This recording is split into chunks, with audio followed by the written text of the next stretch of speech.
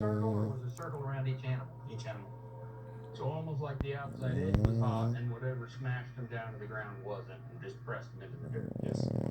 When I hear these detailed stories, like orbs appearing and crushing, we excavated a mysterious pit near Homestead 2. That night, while we're eating dinner, both Caleb Finch and I saw a glowing object near my trailer.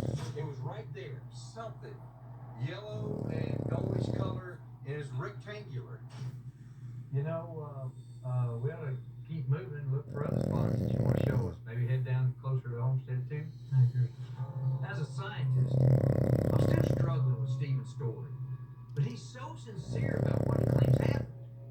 And given what I've seen myself, I wonder more and more if there really could be things going on here at Skinwalker Ranch that conventional science just isn't going to explain. If you can at all be specific about